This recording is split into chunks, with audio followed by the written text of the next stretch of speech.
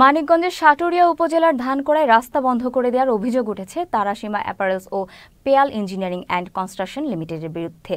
এতে চরম বিপাকে পড়েছেন ৩ গ্রামের প্রায় ১০,০০০ মানুষ। আন্দোলন আর প্রশাসনে অভিযোগ করেও পাচ্ছে না প্রতিকার।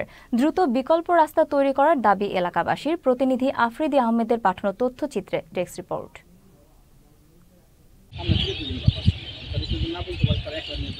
মানিকগঞ্জের সাটুরিয়া উপজেলার ধানকোড়া ইউনিয়নে ঢাকা আরিচা মহাসড়কের পাশে বসবাস ৩ গ্রামের মানুষের। সম্প্রতি গ্রামের মানুষের দীর্ঘদিনের চলার একমাত্র পথ বন্ধ করে দেওয়ার অভিযোগ উঠেছে। এতে চরম বিপাকে পড়েছেন প্রায় ১০,০০০ মানুষ। এলাকার শিক্ষার্থীদের যাতায়াত করতে হচ্ছে প্রায় ৪ কিলোমিটার রাস্তা ঘুরে।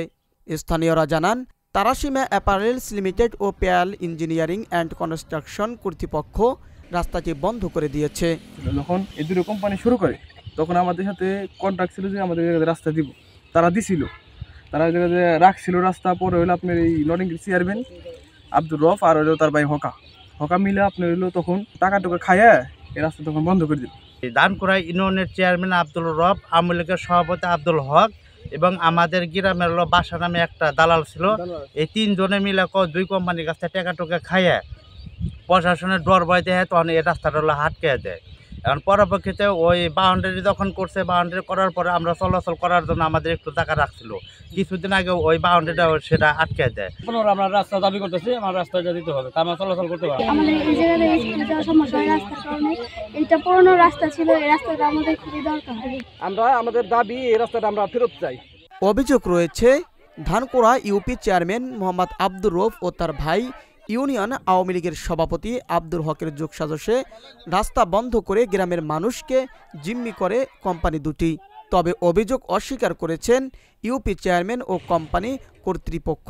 রাস্তা এনে ছিল না, একটা নিচু জায়গা ছিল, 2 কোম্পানির জায়গা কিনে এখানে হলো এই বাউন্ডারি করছে।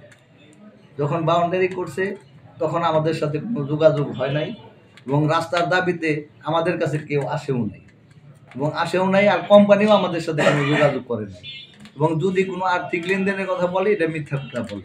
আমাদের যে মানিকগঞ্জের যে প্রশাসন আছে ওনারা এটা হ্যান্ডেল করতেছেন, ঠিক আছে? তো ওনাদের জুরিসডিকশনে এটা আছে, ওনারা এটা মিডিয়া হয়ে কাজ করতেছেন, পিয়ালের পক্ষ হয়ে কিংবা এলাকাবাসীর পক্ষ, ওনারা এটা কাজ করতেছেন এখন, ঠিক আছে? এলাকাবাসী তো আমাদের কাছে কোনো সময় আসে নাই রাস্তা ইস্যু নিয়ে। পেয়ালের ওই দিক দিয়ে তাদের রাস্তা কিছু আছে, কিংবা পেয়াল আপনার তাদের সীমানার বাউন্ডারি পিছন দিয়ে তারা বাউন্ডারি করতে চাচ্ছে, এটাকে তারা বাধা দিচ্ছে, এটা নিয়ে কথা ইস্যু তৈরি হয়েছে। আমাদের সাথে তো কোনো কথা হয়নি। এর আগে 29 জানুয়ারি রাস্তার দাবিতে ঢাকা আরিচা মহাসড়ক অবরোধ করেন 3 গ্রামের মানুষ। পরে স্থানীয় প্রশাসন ও কোম্পানির মালিক পক্ষের আশ্বাসে অবরোধ প্রত্যাহার করেন তারা। এরপর রাস্তার বিষয়টি আর সমাধান হয়নি। কোম্পানির মালিকদের সাথে গ্রামবাসীর একটা ঐকমত্য হয়েছে। গ্রামবাসীর পক্ষ থেকে কিছু লোকজন ছিল, তো তারা একটা বিকল্প পশ্চিম দিয়ে রাস্তা করে দিবে, এই পর্যন্ত আর কি। এরপর তারা রাস্তা করার সময় আমাদেরকে জানাবে, হ্যাঁ, গ্রামবাসীদেরকেও সাথে আবার বলবে, এই তো বিষয়। আর কোনো আশ্বাস নয়, দুর্ভোগ লাঘবে প্রশাসন কার্যকর পদক্ষেপ নেবে এমন প্রত্যাশা 3 গ্রামের মানুষের।